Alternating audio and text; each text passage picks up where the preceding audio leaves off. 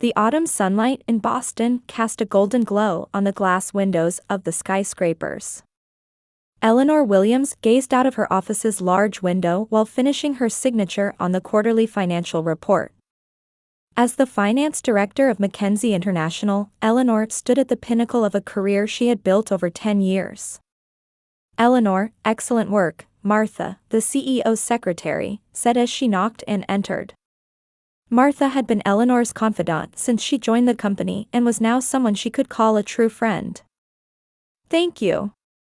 I've finally wrapped things up," Eleanor replied with a smile.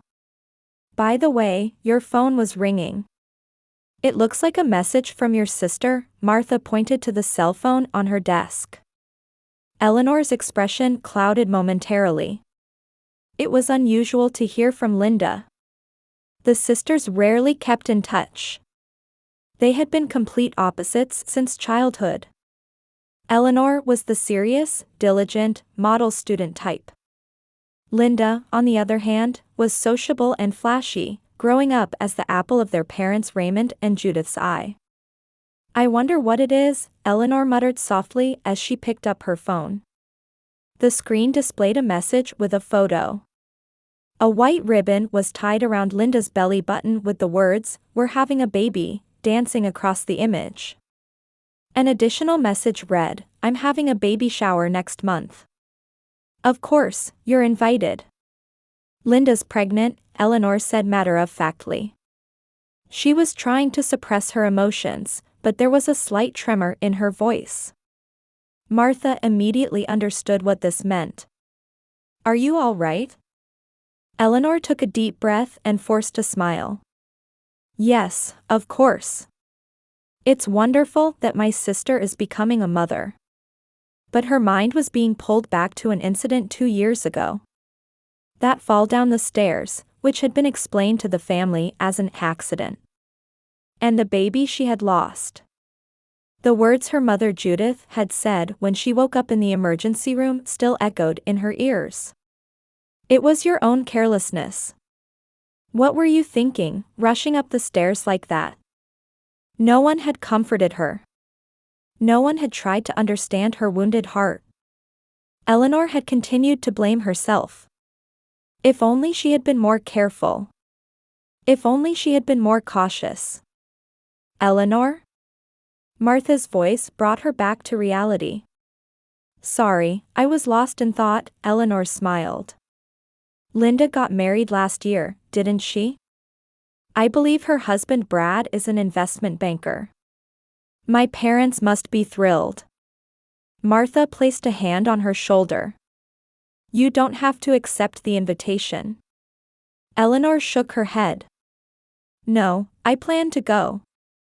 They're family, after all." That evening, Eleanor sat in her apartment living room, deep in thought with a glass of wine in hand. Her relationship with Linda was complicated. Since childhood, their parents had treated Linda specially. When Eleanor achieved excellent grades in school, her mother would say, "All you do is study, don't you have any friends?"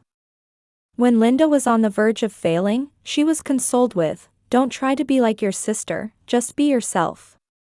Eleanor picked up her phone and replied to Linda, "Congratulations. I'll definitely be there."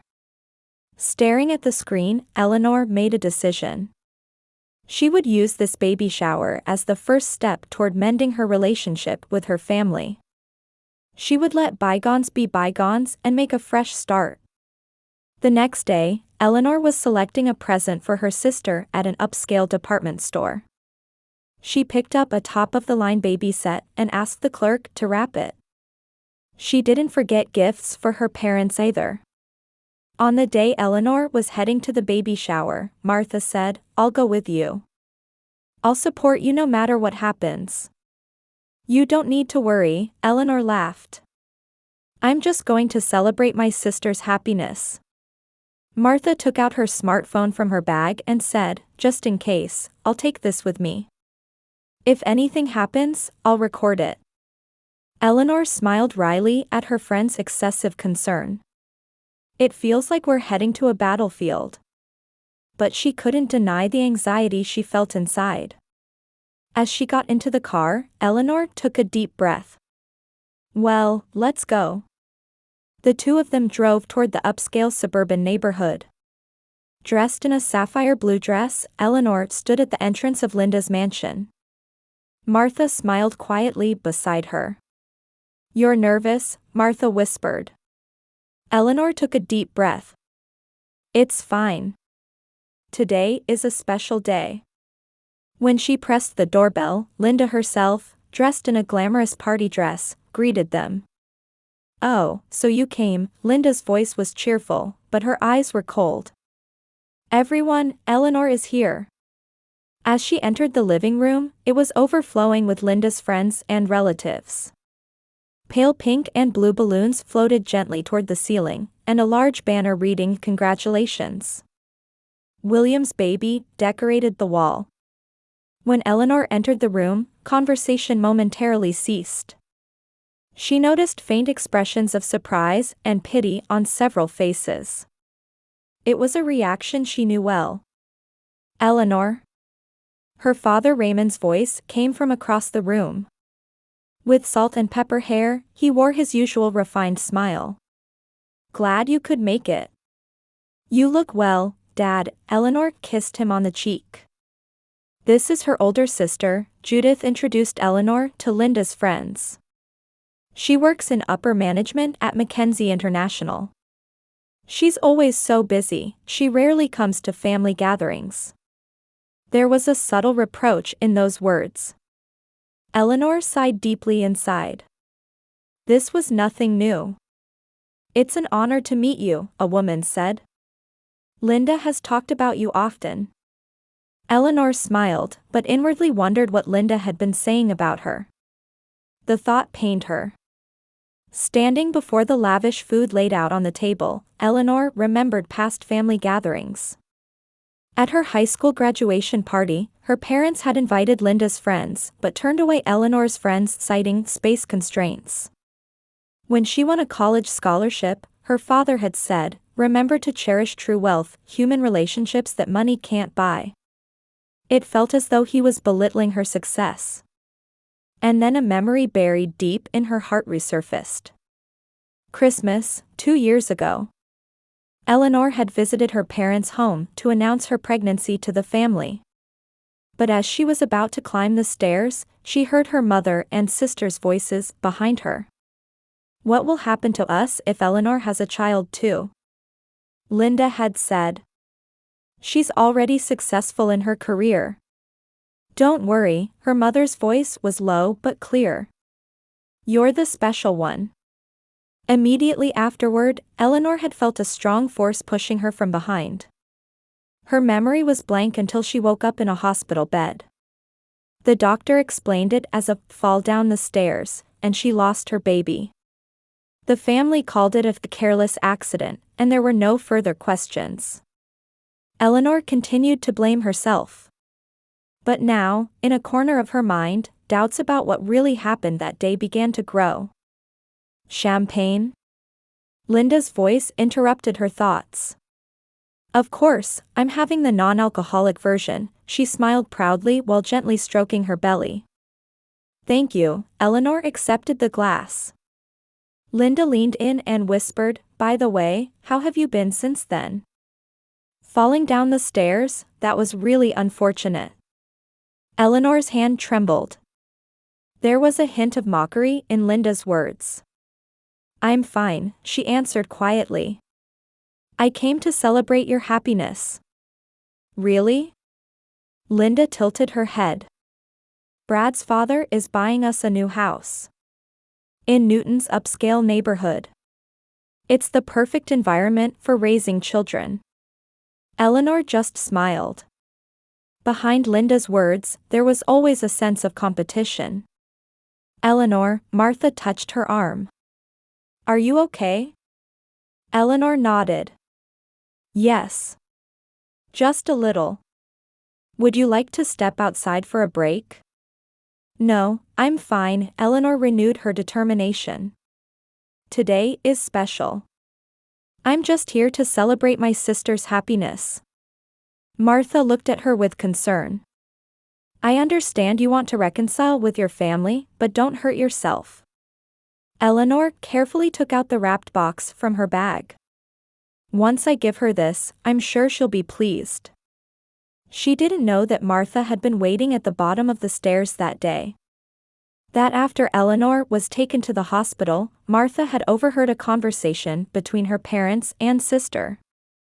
And that today, Martha had turned on the voice recorder on her smartphone. Eleanor moved to approach Linda. In the center of the venue, Linda was laughing, surrounded by her friends. Eleanor hesitated for a moment but quickly made up her mind. This was her only chance for reconciliation. Holding the box with both hands, she began walking toward Linda. The atmosphere in the room seemed to suddenly change. Eleanor took a deep breath and put on a smile. Linda, congratulations, Eleanor said gently. This is a present for you and the baby. The conversations in the room gradually quieted, and all eyes turned to Eleanor and Linda.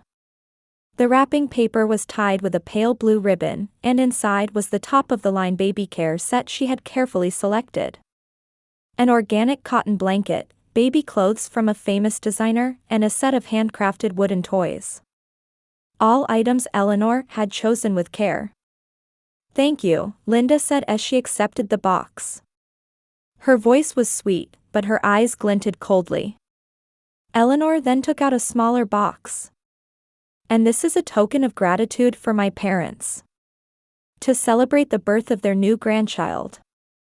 Raymond and Judith looked surprised. It was rare for Eleanor to give gifts to her parents. How thoughtful, Judith said, but her voice was tinged with suspicion. Linda slowly began to unwrap the present. The room fell silent, with only the sound of paper tearing echoing. She opened the lid and looked at the contents. For a moment, a look of surprise flashed in her eyes, but it quickly turned into a cold smile. What lovely presents, Linda said, though she was clearly acting. Just like my sister, practical and expensive. Eleanor smiled. I hope you like them. Linda placed the box on the table and suddenly stood up. Her expression changed. Something she had been hiding seemed to surface. But to be honest. Linda changed her tone. A gift from someone who had a miscarriage? How unfortunate. The air in the room froze. Eleanor couldn't believe her ears. What did you say? Didn't you hear me? Linda raised her voice. I said a gift from someone who had a miscarriage is unfortunate. A present from someone who lost a baby is bad luck. The guests gasped. Some turned away, while others awkwardly stared at the floor. Eleanor's cheeks burned, and her heart pounded fiercely. Linda, that's... Eleanor managed to say. What? It's the truth, Linda waved her hand and turned to her friends. You all probably don't know, but my sister lost a baby 2 years ago. She fell down the stairs. She's really a careless person. Tears welled up in Eleanor's eyes. She never imagined such cruelty from her own flesh and blood sister. With a trembling voice, she said, I just wanted to celebrate your happiness. The atmosphere in the room changed. One of Linda's friends, a young woman, stood up and said, Linda, that's terrible. Shut up. Suddenly, Judith's voice echoed through the room. She was staring at Eleanor with an expression full of anger. You always cause problems. On Linda's special day, too. Eleanor was shocked into silence. She hadn't done anything wrong. She had only given a present. Mom, Be quiet. Judith shouted. Don't upset your sister. What if she has a miscarriage too? At that moment, Judith ran to the kitchen and returned seconds later. In her hands was a large pot that had been used to heat the party punch. Steam was rising, indicating the liquid inside was very hot. Mom, what are you doing? Eleanor took a step back. You've always been the problem child, Judith said, holding the pot with both hands and advancing. Always thinking you're the best and putting Linda down. But today is different. Today is Linda's day. Eleanor froze in terror. She couldn't believe this situation was real. Her mother was threatening her. Please, calm down. Calm down? Judith laughed. When you're trying to ruin Linda's happiness? Judith, stop, Raymond said, but he didn't move. In his eyes were fear and something else. Guilt, perhaps? Please, Mom, Eleanor said with a trembling voice. I didn't mean to hurt anyone. It's too late. With that cry, Judith tilted the pot and splashed the hot water toward Eleanor. The hot liquid hit Eleanor's chest and arms, and she screamed in agony. Serves you right. Linda clapped her hands, laughing. Now my sister will never get in my way again. Eleanor collapsed to the floor, writhing in pain. The hot water burned through her dress to her skin, and intense pain shot through her entire body. Her screams echoed throughout the room. But in the next moment, something unexpected happened. That's enough. Martha shouted, rushing to Eleanor's side. Call an ambulance. Linda's sister-in-law, Carol, also stood up and cried, What are you doing? She immediately took out her cell phone and began dialing 911. Martha knelt beside Eleanor, taking off her own cardigan and pressing it against her burns. You'll be all right, Eleanor. Help is coming. This is all being recorded. Martha stood up and held up her smartphone. I've recorded this entire assault as evidence. The room erupted into chaos. Guests backed away in horror and shock, and some raised angry voices. Judith and Linda stood frozen. You're insane, Carol said. I'm calling the police. Raymond turned pale and collapsed into a chair. What have we done? Martha cradled Eleanor protectively and said, This is the last time. I won't let you hurt Eleanor anymore. In the center of the room, Eleanor was half conscious from pain and shock. But something was beginning to change in her heart. Amidst the self-blame and fear she had carried for years, a small light was beginning to appear. She was not alone. There were people who would protect her. Eleanor's eyes opened, and she saw the chaos around her. Fear was etched on Linda and Judith's faces. They realized they could no longer control her. Raymond sat speechless, seemingly facing the consequences of his actions for the first time. And in Eleanor's ears, the sound of sirens began to grow louder. The ambulance and police were approaching. The time had come for the truth to be revealed. Martha knelt beside Eleanor again and held her hand. It's over now.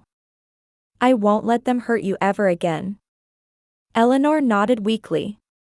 Though her consciousness was fading, memories that had been suppressed for a long time began to resurface in her mind. That accident on the stairs. Was it really an accident? What was the truth? Outside the room, the sirens of the ambulance and police were approaching. Eleanor didn't know what would happen next. But one thing was certain, her life would change forever from today. And although this change was terrifying, it was also liberation from the chains that had bound her for so long. Finally, before her vision darkened, Eleanor looked firmly at Martha's face. Thank you. Martha squeezed her hand. White ceiling. The smell of antiseptic. And the distant sound of mechanical beeping. Eleanor gradually regained consciousness. She was lying in a hospital bed. Bandages were wrapped around her chest and arms, and an N4 was connected to her arm. Eleanor, a gentle voice called. She moved her gaze and saw a female doctor standing beside her bed. The middle-aged woman in a white coat wore a warm smile. I'm Dr. Sarah Johnson. You were brought to the emergency room. Eleanor tried to speak, but her throat was dry. Take your time, Dr. Johnson said, offering her water. You have second-degree burns from hot water. There are moderate burns on your chest and arms, but with proper treatment, you should make a full recovery. Eleanor drank a little water, and her memories gradually returned. The baby shower. Linda's words. And her mother Judith's actions. Martha. Your friend. She's waiting outside. She's spoken with the police too, it seems. Police. The word made Eleanor tense up. Stay calm, Dr. Johnson gently held her hand. You're the victim. No one is blaming you. Eleanor took a deep breath. How long will I be here?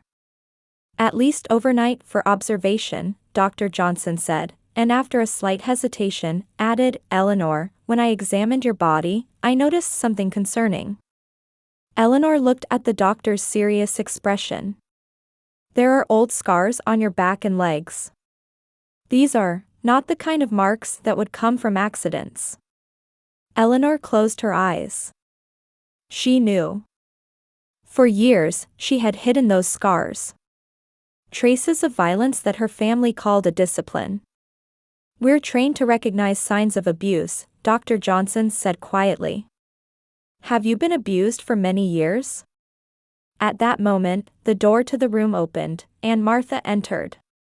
Her eyes were red, clearly showing signs that she had been crying. Eleanor?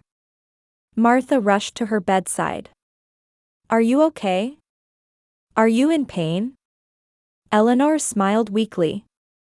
Martha, thank you. Dr. Johnson smiled at the two of them and said, I'll let you two talk alone, then left the room. Only the two of them remained in the room. Martha took Eleanor's hand and cried. I was so scared. To see you go through something like that. It's thanks to you, Eleanor said. If you hadn't been there. Martha took a deep breath. Her expression changed to one filled with determination. Eleanor, I can't hide it anymore. There's something I need to tell you. Eleanor stared at her. Martha's face had the distinctive look of someone who had been keeping a secret for years. Your miscarriage, it wasn't an accident. At those words, Eleanor's heart began to race. Deep down, she had always suspected it.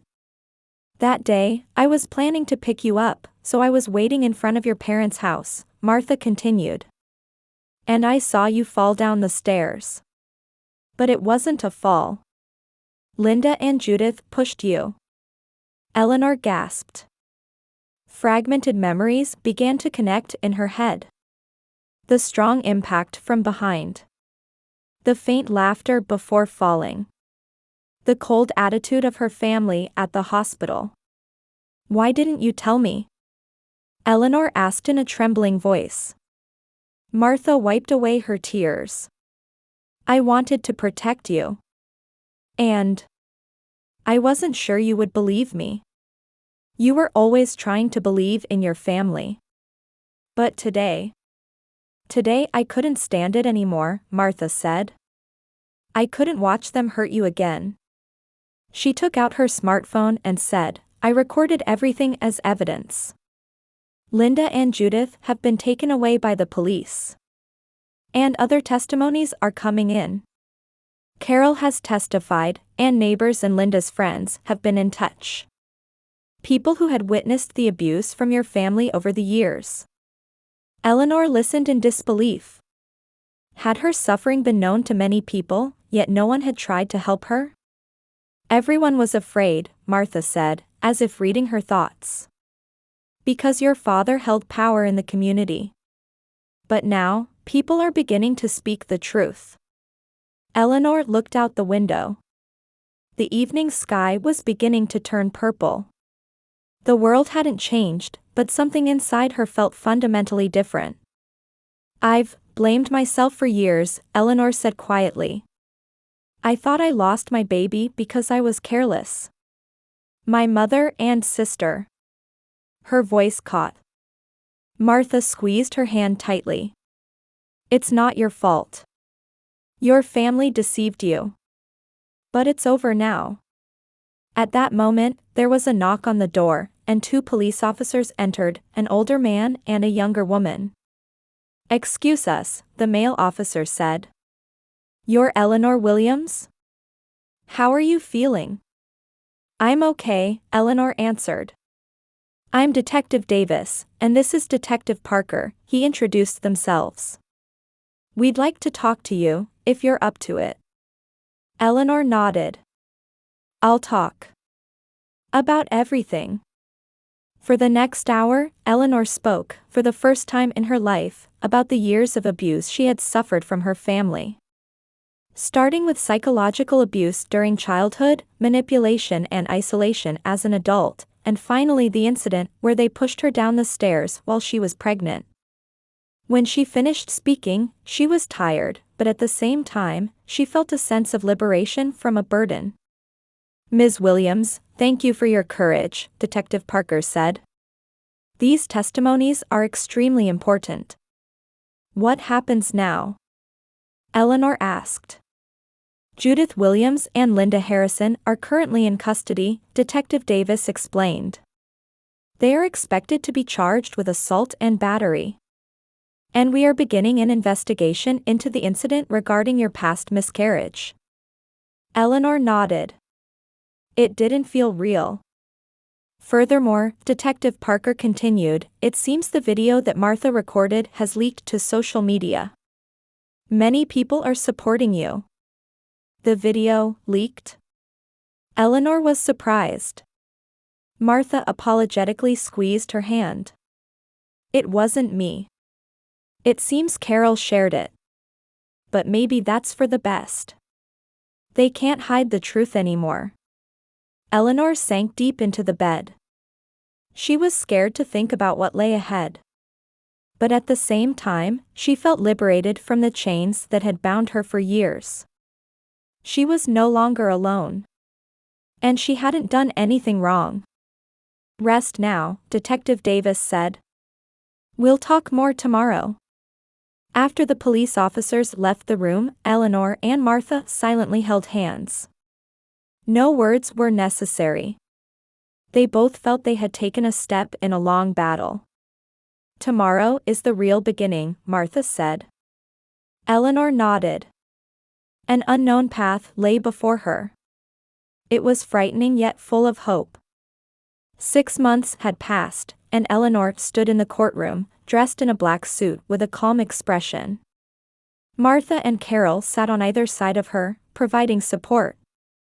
Eleanor looked at her former family. They were changed. Judith had grown thin and aged, Linda sat with her head down, wearing no makeup. Raymond had completely white hair, and his former dignity had vanished. The moment the verdict was announced, Eleanor felt an unexpected emotion. Not a sense of victory, but a quiet feeling of release. A long nightmare was ending, and a new chapter was about to begin.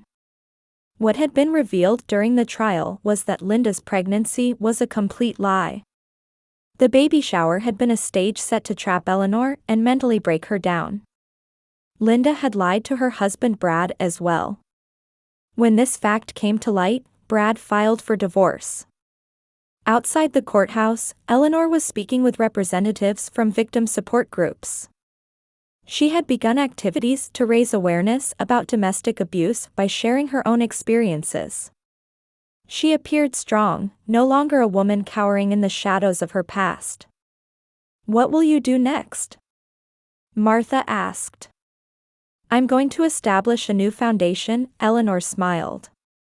To support victims of domestic violence. I want to focus especially on psychological abuse, which is harder to see from the outside. 3 months later, in the prison visiting room, Eleanor had made an unexpected decision. She had come to see her family. Why did you come? Linda asked, wearing a prison uniform, looking wary. There's something I wanted to give you. Eleanor took a small box out of her bag. The present I really wanted to give you that day. Inside was a letter. A message she had written from the heart about what family means. And the feelings she had carried for a long time, and her determination to move forward nonetheless. Why? Judith wept. Why do you forgive us? I don't forgive you, Eleanor said quietly. But I don't want to be controlled by hatred. I'm going to look forward and live my life now. I just wanted to give you a chance to reflect on your actions. For the first time, the three showed genuine expressions of regret. A deep remorse that couldn't be expressed in words was visible in their eyes. Raymond choked on his words. We did something unforgivable. Yes, Eleanor stood up. But my life is just beginning. On Thanksgiving Day, Eleanor's apartment was bustling with Martha, Carol, and friends from her support group. Warm dishes lined the table, and laughter filled the room. Let's make a toast, Eleanor raised her glass. To true family. Not bound by blood, but by love and respect. Outside the window, snow had begun to fall quietly. The beginning of a new season. And a symbol of Eleanor's new life. The courage to overcome the past and walk together with the family you've chosen, that is true strength, she smiled. And we all possess that strength.